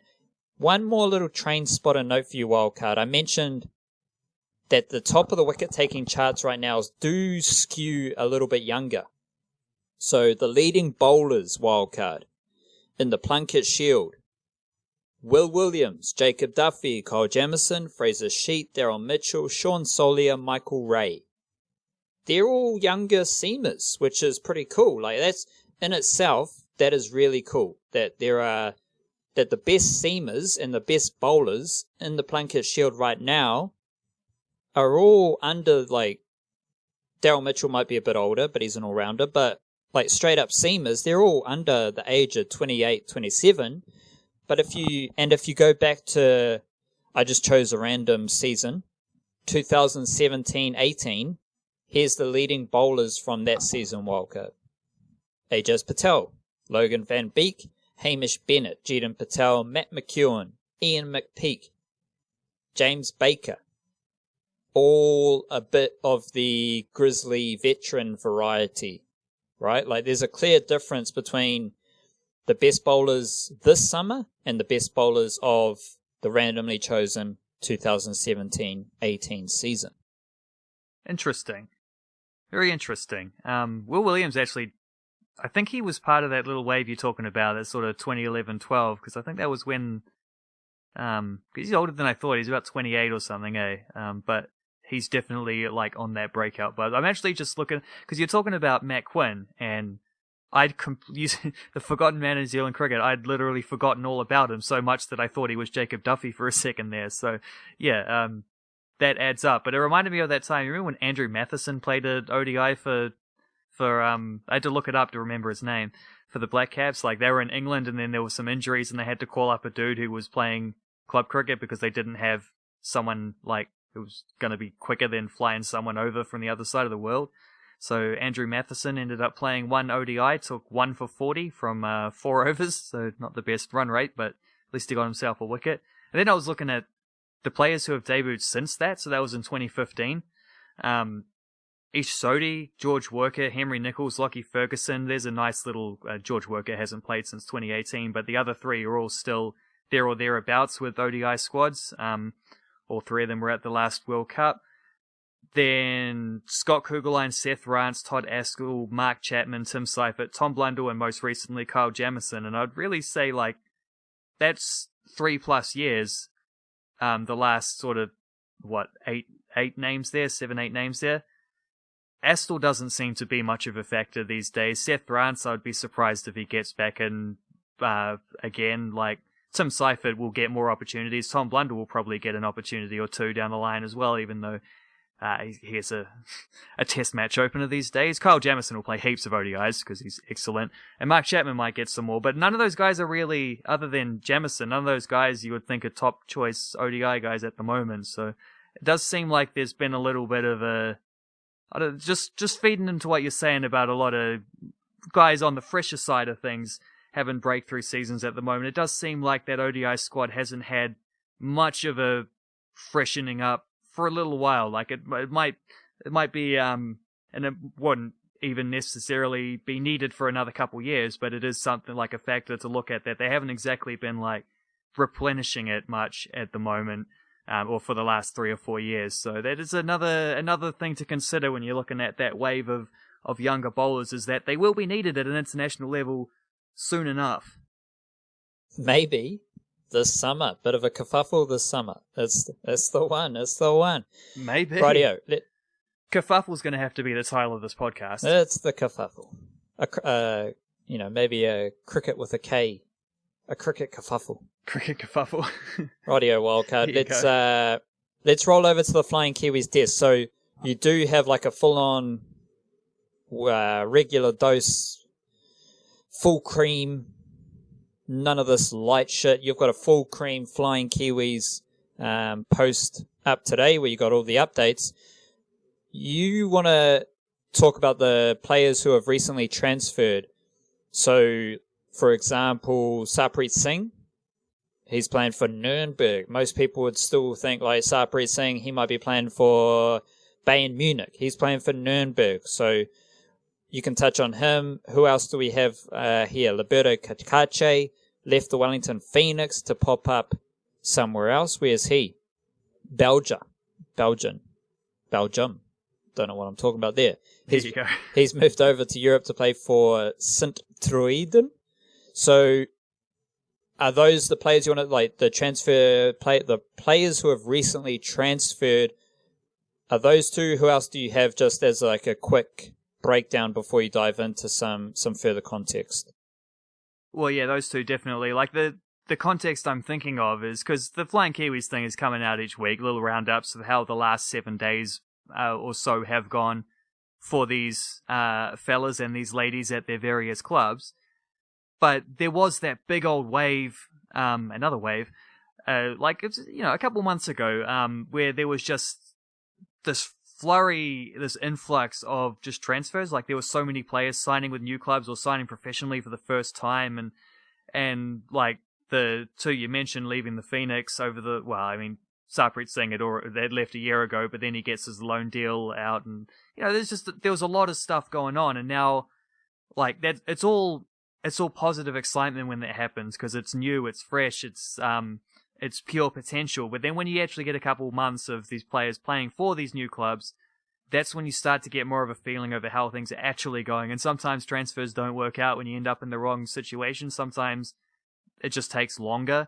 Sometimes you just got to bide your time and wait your opportunity, etc., etc. Like, there's a lot of complications that come into it. So what I was thinking is, I think I will do this more as like an article later on, but this is going to be very, very helpful for me to like just wrap my mind around how it's going. Like, a few who have done very well since signing with new clubs in that sort of transfer wave, and then a few who maybe either haven't done that well yet, or for whatever reason there've been complications or whatever. So sort of like the positive, negative kind of outcome. And Kakachi and Singh would be one of each there. And there's a few others, like Aaron Naylor is one that strikes to mind. At Reading, I'll have to go through the list and look at who has moved around recently, but there'd be easily enough that I could fill out like 3 or 4 or 5 of each of those two columns. I don't know. How do we want to do this for the podcast, though? Well, I think the most pressing issue is what's doing with Sarpreet Singh. Like, why, break it down like super basic for someone who's tuning in to Sarpreet Singh for the first time in a while. Like, I just have this classic, like, oh, I thought he was playing for Bayern Munich type of vibe with Sarpreet Singh. So what's doing with Sarpreet Singh? What have you seen? Like, so the basic level, what's his general situation? Also, though, what have you seen with Sarpreet Singh in this early little stage of his stint with Nuremberg in the German second division? Yeah, so there's a couple levels to this, because the first thing is that, like, just as far as his overall Bayern Munich thing goes, like, his first season there was amazing. Like, at every opportunity, he progressed and advanced and took the next step towards where, by the end of the season, like, had played in the first team, even though he was only signed to play reserves initially. Had been on the bench several times for them. Had started a game, like, in the Bundesliga. Presumably will have got a winner's medal as well, because they won that. And this is for the team that won the Champions League. So this wasn't any old team he was breaking into. And then after that first season of just upwards and onwards and upwards some more, he was loaned out in order to get more consistent game time. So he's not just only doing the training and the sitting on the bench thing, that old 1-2 punch. Like, he would actually get to play first team football regularly. So he was loaned down to the second tier, the Bundesliga 2, with FC Nuremberg, and it hasn't gone very well so far, I would have to say. Like, I think he's only started one of their 7 games. He missed a game with illness, and it's one of those things where it wasn't coronavirus, but you can't be too careful at the moment. So he sat out a game. He's played off the bench predominantly, and he's not getting a huge amount of minutes. It's early on in their season. Like I said, they've only played 7 games in total, but the team is down near the relegation zone, and they were hoping to get promoted again. So I think they were only relegated from the top flight the last season or season before, relatively recently. They're at least a team who had aspirations to be quite good, and they have been terrible. And that's probably affected how much opportunity Sarpreet Singh's been able to get. If you're Sarpreet Singh, you're just putting your head down and working hard and waiting for the opportunities to come your way. If you're Bayern Munich, though, who loaned this guy out to get game time, you'd be a little bit pissed off at the moment. And this has culminated in a situation where he's flying back to New Zealand at the moment, pretty much as we speak, for just a little temporary trip. It's the international break at the moment, but coming back to New Zealand, he has to do 2 weeks quarantine, and he's leaving for 3 weeks, so presumably fly back, 2 weeks of quarantine, gets a week to take care of what they refer to as personal reasons or whatever, or just whatever matters he had to deal with. It might just be a matter of which I sort of suspect, he just wanted to have some time with his family who had hardly seen for ages, catch up with some mates, and because there isn't really a winter break because of the way the seasons are been condensed, with the late start and whatever, and because of it's all pandemic related stuff. The season has been condensed to where they're not going to get the traditional winter break of a month off like they would in Germany. So this is kind of the last international. This is the last international break until March. No winter break. So this is kind of the only chance he's going to get to come home and do anything like that for about 4 or 5 months, potentially until the end of the season. So, and I remember the Bundesliga, when he went back to Germany, this is the first league the first league in world football at that top level anyway, that came back from the coronavirus stuff. He's been over in Germany for ages. So I suspect that's more what we're talking about rather than him being pissed off because he's not playing a lot. But I guess not playing a lot makes it a bit easier for him to miss a couple games, as he will do with this. And then he goes back and hopefully he'll get to play more often and in better positions that suit his skill set and whatever. But to date, would have to classify him as the in the more negative side of the transfer season unraveling, as when that article comes around, he's definitely one of the players in that one, because it just hasn't quite. And he's still playing with house money because he made such quick advances in the first season that he was in Germany, but second season leveling out a little bit, not quite continuing that upwards and upwards and upwards. And there was a point you said earlier on in the podcast about sometimes that's a good thing. You gotta go through these and figure out that you're not always just gonna continue to take steps forward at every opportunity. Sometimes you got to be able to take a few blows and work through those too. So in the long run, I don't think it harms him, but he will be hoping to play a fair bit more once he gets back over to Germany later on in the year. So 2 of the players that have been mentioned under this transfer umbrella, who do you have in a better position, Sarpreet Singh or Erin Naylor? Because Erin Naylor hasn't made her debut for Reading yet, by the looks of it. She hasn't made her league debut, but she did play in a cup game just this last week. It was the first time she's played, and I think Singh's in a better position, clearly, because he can go back to Bayern Munich. And he has another year on his contract there. I think it's a 3-year deal that he signed with that club. Erin Naylor it's just a confusing one, really, because it makes perfect sense why she'd catch on to that, that big old trend of WSL signings in England. Those English clubs are just snapping up everyone at the moment, and an international goalkeeper was available after playing very well in France, although she did sort of lose her starting spot with Bordeaux in the last 6 months that she was there, because I expect they knew she was leaving and they were trying to give more chances, just more games to the local product that had sort of been serving as the backup. So I think that's had a lot. That's basically why that was happening. But then moving to Reading, you would hope she would therefore be playing a lot. She hasn't, though, because they've got an Irish goalkeeper called Grace Maloney, who's been in extremely good form to start the season. And Naylor's been sitting on the bench, which is not really what you want for a goalkeeper at her, stage of her career. You would hope I don't know, I would have thought she wouldn't have signed into a situation to be a backup, but then you don't always know how those things are going to unfold. And at the moment, their main keeper, their number one, their existing keeper going back a couple of years, is playing very well and keeping her out of the team. So that has been frustrating, but she did get a go in the cup. They lost 3-0 to West Ham, but none of the goals were her fault. There was just their defence getting carved up after a few rotations across the board and square balls across the goal, easy tapping at the far post, absolutely nothing a goalkeeper can do about it.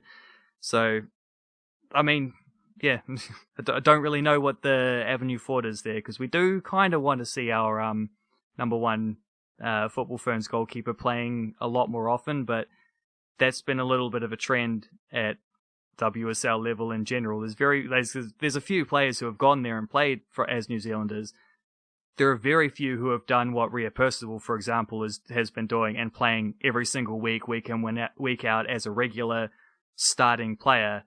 Not a lot of those. Percival's only been there 2.5 years, and she's already played comfortably more than any other New Zealander has in that competition. So, yeah, the long season, but so far Erin Naylor is also on the negative side of things, not having getting the games you'd hope for, and without that fallback of a loan, like being on loan from one of the best team in Europe as Bayern Munich are on the men's side of things at the moment. I would say Sarpreet Singh is in a slightly better place there. In fact, not slightly, just a much better place there. And the thing I've been calling Liberto Cacace. Just call him Libby. Prefer to keep it real, Liberato. You can't say Libe. Like, you can't say it with the same yeah, that's true. Espanol the twang. flair, yeah. But yeah, Mr. Cacace, he's moved over to Belgium, and just the quote you included here in your Flying Kiwis rap, he says that he is playing higher up the field. So is that and you also mentioned that Aussie coach Kevin Muscat is close to being sacked. Maybe not related, maybe related, but so Liberato Cacace has moved to Belgium. Even as someone who doesn't follow football closely, when I read that, I'm imagining Cacace is he playing like a left midfield role, or is he still playing like a left wing back type of role that is deeper into the wing back style, where he's pressing further up the field with more attacking opportunities? Because at the Phoenix, he was kind of just a standard left back who would push up and attack when the opportunity arose, but it wasn't necessarily he wasn't necessarily like a wing back, there's even someone who doesn't follow football, I know the difference between a wing back and a left back. So how do you see his role playing out over in Belgium? And shit might hit the fan there if Muscat leaves, because I imagine Muscat was the guy who recruited him over, right? Yeah, for sure. But it's exactly what you just said, really. He did play left wing back when Rudin was around, because he played a back three, but he was also a back three where it's not like he was hanging around in the attacking third as a wing back, like you see in some teams. They're playing with the 3 centre backs, and he's on the left wing back kind of role, so he is tasked with pushing forward and being the width and attack. The games I've seen him play, I've only watched a couple of them, but he hasn't really done a lot of that. More so in the most recent one. I think he got forward at had a shot at one point, put a cross in that was headed onto the crossbar at another point. He's getting better at that. I think another quote that he mentioned in the same article that you had there from the Flying Kiwis, but is just the pace is so much quicker, and you can see it. There was the first game I watched him play when the final whistle went, he'd just been running up and down that sideline. It was a frisky game because they were, this was after Kevin Muscat had in the papers been told, reportedly been told that if they lost the next game, he's going to be sacked. They ended up winning that next game, which was a pretty nice result, albeit against a team that was riddled with coronavirus that didn't have their best team. But still, a win's a win, and they needed that one very much so. And Cacace had just been bombing up and down that sideline, trying to set up another goal, but also trying to not be caught out defensively. So when the final whistle went, he just because I'm obviously following him specifically to see what he does, and he just collapses, and the top of the screen, little fella on the far side of the field, just drops to the ground to catch his breath at the final whistle. So there's an adjustment period with that. He took a couple weeks to get into the first team as well. But since he has, he's hit the ground running, and he's just playing the same way as he did for the Phoenix. And it's it's at a higher level. It's at a trickier level, certainly, a different style of play. And so there's that's where the adjustment comes in. But he also is still doing Liberato Cacace things. He's still running at defenders if the opportunity is there. He's trying to get forward. Probably could do a little more on the attacking side of things, but he's probably... That's part of the adjustment, is knowing when to be, like, when you're free to push forward, when you'll be able to cover yourself, when you're only just making a gamble because there's no way if we lose the ball, I'm going to be out of position and whatever.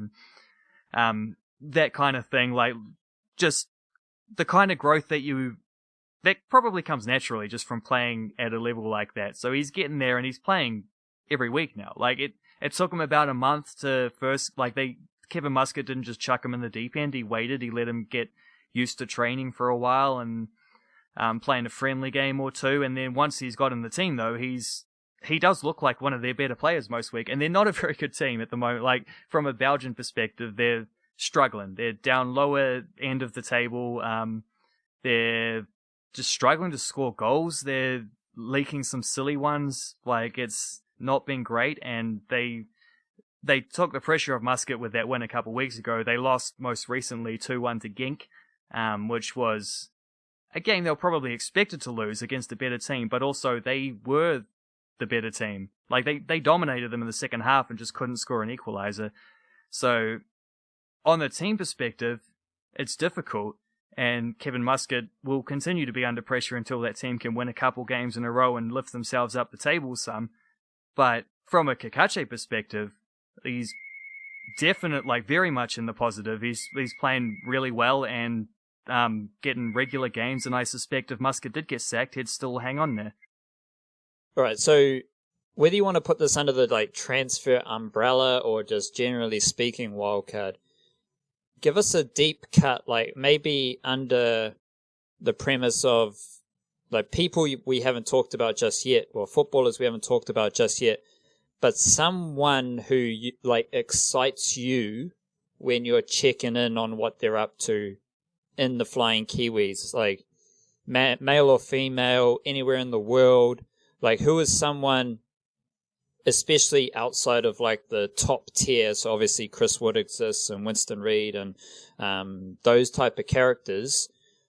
Is there a player, or maybe it's a thing as well, because we do have the National North American Football League, their protected player and all that stuff's happening. So maybe you want to, maybe that excites you and interests you the most. But I just want a deep cut for the listeners and even the readers of Flying Kiwis.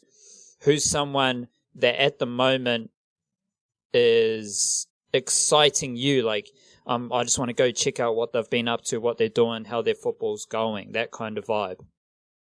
Yeah, the NWSL protected players thing is like, they're adding an extra team to the Women's League in America next year called Racing Louisville, which is a weird name, but it's one of those ones of Americans who don't understand football taking like a Spanish-style team name and thinking you can just name a team from Kentucky after a team from Spain or whatever. But because Americans are weird and have to have a draft for absolutely everything, they get to draft some players from other teams in order to fill out their squad so that they're not just picking a bunch of reserve level players and expecting to compete. So every team gets to pick 11 players who they can protect so that they don't get picked. And of the 4 New Zealanders who were signed up there, Abby Urseg is protected. Ellie Riley going back to Orlando Pride next year, she's protected. Katie Bowen's protected. Rosie White isn't, so she's the only one who could get scooped up. And even if she did, I mean, with her, it's a slightly different thing because I know she deliberately wanted to move to Seattle to be closer to her partners, so that might be a bummer if she does get told suddenly, turns up to work one day and is like, actually, now you work in a different city on the other side of the country and you're now our rival. So pack your bags immediately, you start tomorrow. Like that situation happens, that might be a bit of a bummer. But also if they did pick her, it's because they rate her above other players that were available and think she can do a good job for a team. So I don't think on a football perspective it would be bad, but that doesn't particularly excite me. The thing that excites me is, and like when it comes to doing the Flying Kiwi stuff, a lot of it is just going in detail and stuff that people know. Like if Chris Wood scores a goal, it'll be on the news before Flying Kiwis comes out. People will understand that. People probably watched it live happen even. And I'm just there to add some more context to that, or, you know, give you the highlights if you haven't seen it or whatever. But like professionally speaking, what's very fun and exciting for those is when you get to the people who wouldn't otherwise get any coverage and highlighting players who are just like complete underdogs, if not for the likes of Flying Kiwis and a couple other, there's a couple Twitter accounts or people who will keep some awareness of this. I like to think I'm sharper at getting to some of these deep cuts, but there's been 2 title races in women's football in Scandinavia that involve New Zealanders lately, and one of them is Ellie Riley on loan at FC Rosengård, and they didn't win the title. There's 1 week to go, but they had their October was terrible. They went on a streak of like 1 win from 5 games or something, a whole bunch of draws, and it's cost them ultimately because Kopparbergs Göteborg, something like that. I hear them pronounce the Swedish names on like video clips and stuff and the highlights when they're talking in Swedish, and it's so far away from what I would say just reading it phonetically as how it's spelled in English. So I try to find a middle ground at least there. But yeah, they've fallen 4 points short. But they can still, they should still make the Champions League for next season. They are in the Champions League this season as well. Whether Ellie Riley's still there, I don't know. In December, she might have gone back to America by then. She might not get to be a part of the Champions League. If she does, she'll be adding to her record 35 appearances in that competition, which no New Zealander other than her has even got to double figures. So it would be nice. It would be nice for old time's sake, but I suspect that might not happen. But there is another title race which is still very much on going into the last week, and that is in Norway, where you got Vic Hessen at Avaldsnes and CJ Bott at Valerenga, and it looked like Avaldsnes had blown it last week when they lost to whatever the third team is that's involved in this trio competing for the title. It looked like they'd blown it then, but then they were actually the only ones of the 3 to win this weekend, so they're back in it now. CJ Bott's Valerenga, and Bott is coming back from off-season surgery, so she hasn't played a whole lot. Limited her availability through all the start of the season, and now she's back fit, but not, they're challenged for a title. They don't have a lot of time to rotate players, but she did get a game in the Champions League qualifying this week, and she scored a goal. They won 7-0 against a team from Faroe Islands, so that's nice. There's 1 week to go there. Valerenga on 35 points with a better goal difference. Whoever the second team was, I can't remember, are on 35 points with a worse goal difference. And then Avaldsnes, because they won on the weekend, are now on 34 points, only 1 point behind. So going into the final weekend, and none of these 3 teams play each other in the last week as well. So they should all win. But that doesn't necessarily mean they will all win, because football is weird like that. So that's definitely, that's one that I've been following a little undercover for several weeks now. And, well, for the whole season, but in focus for several weeks now. And it's literally coming down to the final week of the season, when there's two of those clubs have a New Zealander at them likely to win a medal. So if it ends up being the third team, I'm going to be very disappointed. But that's my deep cut. That's the one I've been following, and it's about to culminate as well, with that final round with everything on the line. That's exciting. That's definitely exciting. Everyone loves a bit of excitement in their veins. We'll wrap it up there, Wildcard. It's been a good one. It's been a goodie, and we'll pop up next week for another episode of the Niche Cast. There's plenty of writing to read about. I'll be writing about the Plunket Shield from a variety of different angles over the next few days. Got Women's Big Bash League to update. Got a kind of wrap-up yarn for City Kickboxing. And I've just read that Adesanya, Ulberg, and Brad Riddell are stuck in the USA, and they won't be back in New Zealand until closer to Christmas. As part of some... might miss the Parker fight then, the Junior Parker fight. Yeah, I think they definitely will. The shit that I was reading kind of made it seem like Junior Fa won't have his sparring partner, Israel Adesanya, or his sparring partner, Carlos Ulberg, bigger body, blah, blah, blah. If there's one thing I know about City Kickboxing, they do have Hemi Aho as a heavyweight out of City Kickboxing, who's fought internationally. And yeah, just going back to the wealth of knowledge and experience of City Kickboxing, I'm sure they'll figure some stuff out. But yeah, that's a situation that is impacting a lot of Kiwi sports folks at the moment, because you got I first read about it because the government changed the voucher system or some crazy shit to get back into New Zealand. And I first read about it in the context of the IPL players, which I didn't actually think of as I was talking about the Black Caps. But there is that situation, so it does seem a bit niggly for a couple of these athletes to get back into Aotearoa. So, yeah. Happy days, happy days, happy days. We're alive. It's beautiful. Everything's all good. Do something generous to someone today and just, give them a big kia kaha, Māori ora, and haere mai to the East Coast and haere mai to the good vibes. Cheer, cheer. Stay beautiful, and we'll catch you later.